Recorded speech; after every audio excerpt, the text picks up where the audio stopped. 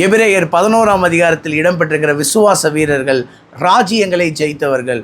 Price B to God, கர்த்தருக்கு ஸ்தோத்திரம். எபிரேயர் 11:33 எபிரேயரை ஏற்றிய ஆக்கியோன் சொல்கிறாரு, விசுவாசத்தினாலே அவர்கள் ராஜ்யங்களை ஜெயித்தார்கள்.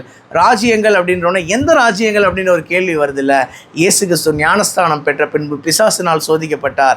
அப்பொழுது பிசாசு இயேசுவை ஒரு உயர்ந்த மலையின் மேல் கொண்டு போய் நிறுத்தி உலகத்தில் உள்ள சகல ராஜ்யங்களையும் ஒரு நிமிஷத்தில் அவருக்கு காண்பித்து, இவற்றின் எல்லாவற்றின் மேலுள்ள அதிகாரத்தையும் இவைகளின் மகிமையையும் நான் உமக்கு கொடுக்கிறேன், இவைகள் எல்லாம் எனக்கு ஒப்பு கொடுக்கப்பட்டிருக்கிறது, எனக்கு இஷ்டமானவனுக்கு இவைகளை தருகிறேன் என்று பிசாசு சொன்னால, பிசாசின் கையில் இந்த உலகத்தின் ராஜ்யங்கள், இந்த உலகமே அவனுடைய கட்டுப்பாட்டில் தான் இருக்குல்ல. உலக கவலை, ஐஸ்வர்யத்தின் மயக்கம், மற்றவைகளை பற்றி உண்டாக்குகிற இச்சை என்று மார்க் 4:18 வாசிக்கிறோம்ல. ஆவிக்குரிய பிரகாரமாக இத்தகையான ராஜ்யங்களை நாம் கீழ்ப்படுத்தும்படியாக, அவைகளின் மேல் ஜெயத்தை பெற்றுக்கொள்ளும்படியாக தேவன் நம்மை அழைத்திருக்கிறார். ராஜ்யங்களை பல வகையாக பிரிக்கலாம். சுயத்தின் ராஜ்யம், கோபத்தின் ராஜ்யம், பெருமையின் ராஜ்யம், பொறாமையின் ராஜ்யம், அவிசுவாசத்தின் ராஜ்யம், சோம்பலின் ராஜ்யம், இத்தகையான ராஜ்யங்களை தான் விசுவாச வீரர்கள் ஜெயித்தார்கள்.